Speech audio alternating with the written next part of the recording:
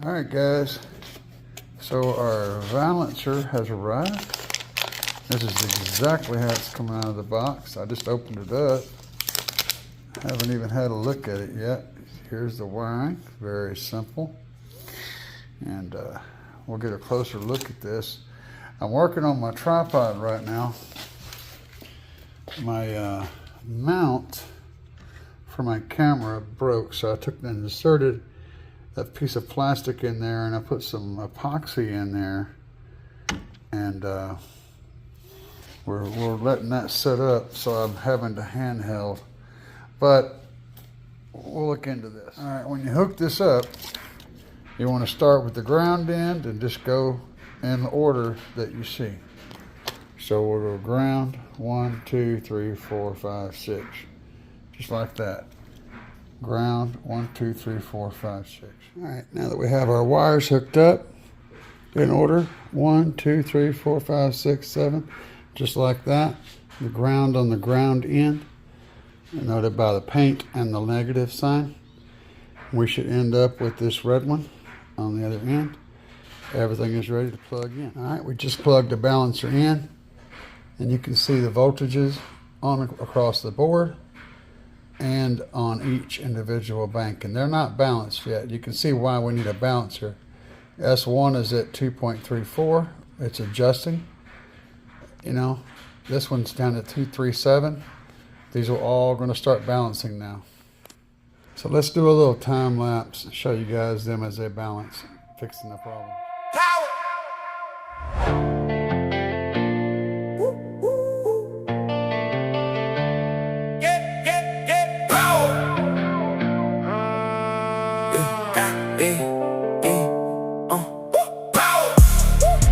Find the path of least resistance. Do the math, keep it consistent. Power flowing like a river. Hit the switch and then deliver. Start the fire and keep it burning. Spin the motor, keep it turning.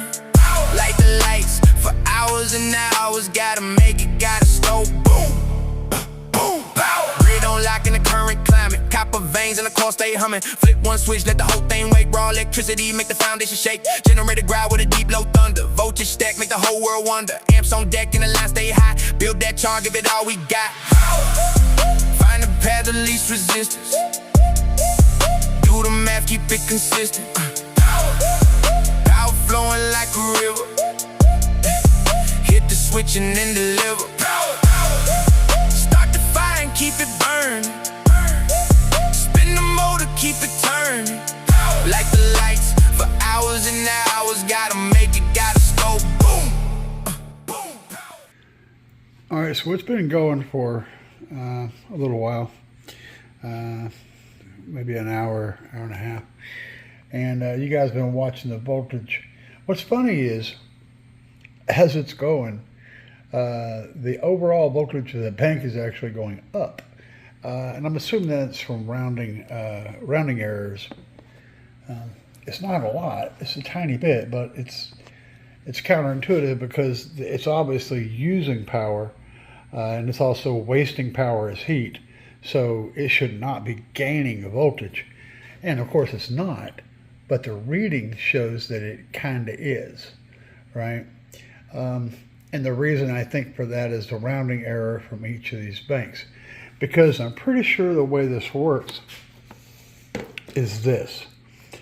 The device takes a reading from here, which is the ground, to this first lead.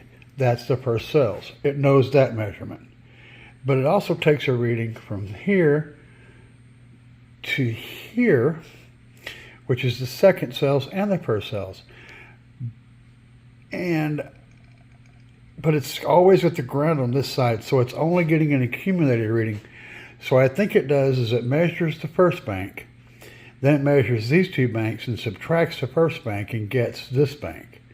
Then it measures from here to here, subtracts these two and gets the third bank, so forth and so on. So since it's subtracting each of these banks to get the voltages it's showing, that means that there's going to be rounding errors. you know, where a 1 gets between a 1 and a 2 and becomes a 2.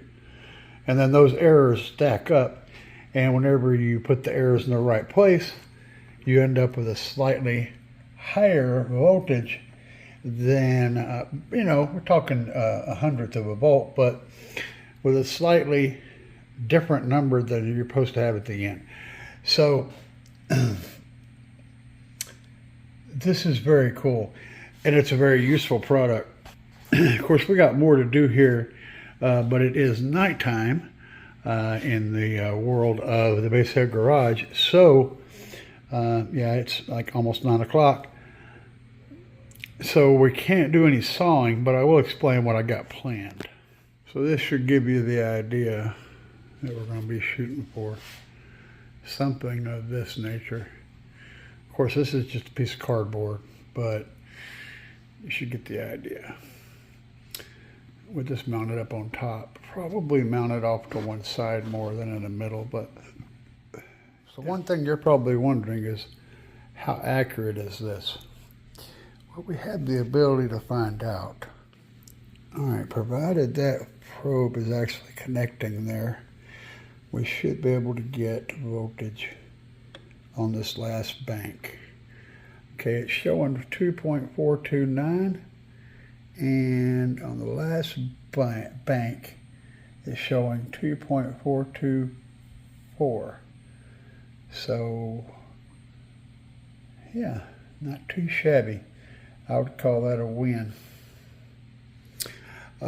That's the actual measured voltage from there to here. And for that thing to come up with 2.4 or 0.24 rather, excuse me, 0.424, and me to get 0.429, for it to come up with that 0.424, it's got to do a lot of mathematics to figure out how much this should be based on the rest of them. So getting within that 0.424 and 0.429 is pretty damn good. I'll call that a win for the little meter there.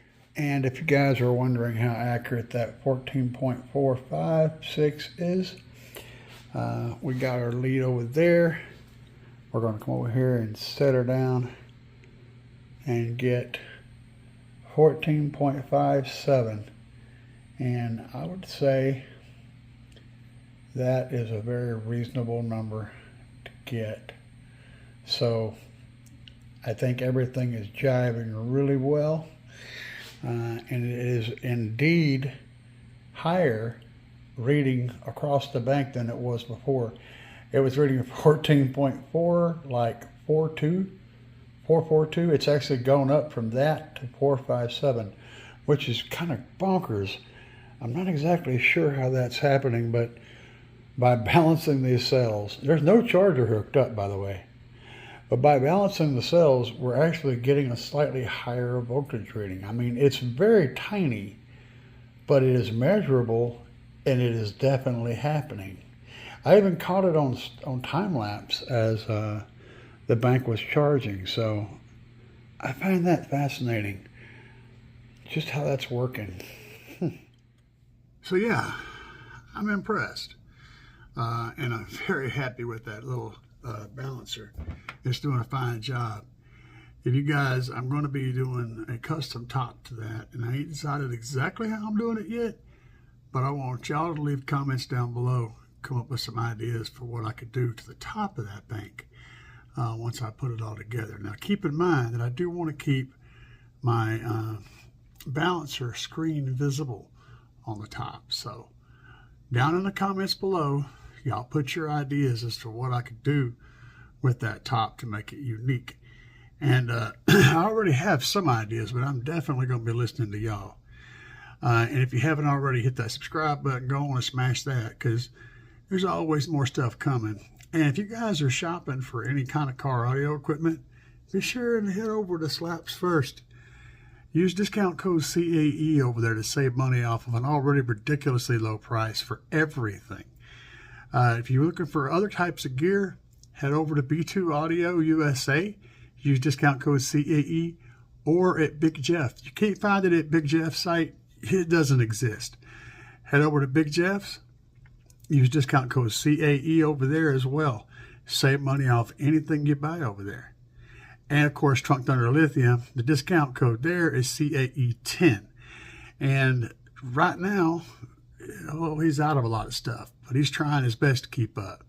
So understand the reason why he's always out of stock is because his stuff is good and people come to buy it and they buy him out. And he buys in small batches and builds in small batches. So he doesn't always have a lot of stock. So just stay with the program and you can get your stuff that way. Anyway, guys, thanks for watching. Peace.